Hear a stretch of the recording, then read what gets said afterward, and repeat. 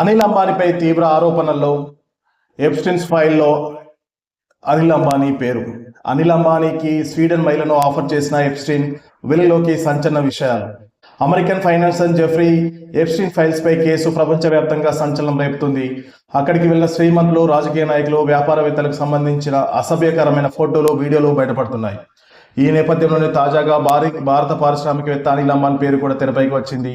Jeffrey Epstein, Anil Ambani మధ్య 2017 నుంచి 2019 వరకు కొనసాగించిన సంభాషణలు, సందేశాలు బయటపడ్డాయి.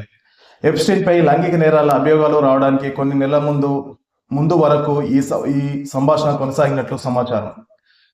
స్వీడిష్ మహిళకు అనిల్ అంబానీ ఆఫర్ చేసిన అంశం ప్యారిస్ నగరంలో మీటింగ్, 2018లో దావోస్లో ప్రపంచ ఆర్థిక వేదికపై ట్రంప్ వ్యాఖ్యలకు స్పందించడం, 2019లో న్యూయార్క్ వస్తే ఎప్స్టీన్ ఇంటి వద్ద కలవాలని నిర్ణయించడం లాంటి విషయాలు బయటపడ్డాయి. అనిల్ అంబానీకి చెందిన రిలయన్స్ ఎంటర్టైన్మెంట్ నుంచి తీసిన సినిమాలకు హీరోయిన్లను సెలెక్ట్ చేసే అంశాలు కూడా ఎప్స్టీన్తో చర్చించినట్లు డాక్యుమెంట్స్లో తేలాయి. అంతేకాదు, ధీరుభాయ్ అంబానీపై వచ్చిన పుస్తకాలను కూడా ఎప్స్టీన్ ప్రత్యేకంగా తెప్పించుకున్నట్లు తెలుస్తుంది. మరోవైపు ఎప్స్టీన్ ఫైల్స్ లో ప్రధాని మోడీ పేరు కూడా ప్రస్తావనకు వచ్చింది. ఎప్స్టీన్ రాసినట్లు భావిస్తున్న కొన్ని ఈమెయిల్స్ లో ప్రధాని మోడీ పేరు కనిపించింది.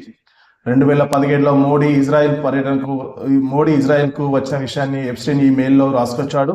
ప్రధాని మోడీ తన సలహా మేరకే అమెరికా అధ్యక్షుడు ట్రంప్ ప్రయోజనాల కోసం ఆ పర్యటన చేశారని చెప్పినట్లు సమాచారం. 2014 నుంచి 2019 వరకు భారత ప్రభుత్వంలో పలువురు కీలక వ్యక్తులతో సంబంధాలు ఏర్పరచుకునేందుకు, అలాగే రిపబ్లికన్ స్ట్రాటజిస్ట్ స్టీవ్ బావన్తో మోడీకి మీటింగ్ ఏర్పాటు చేసేందుకు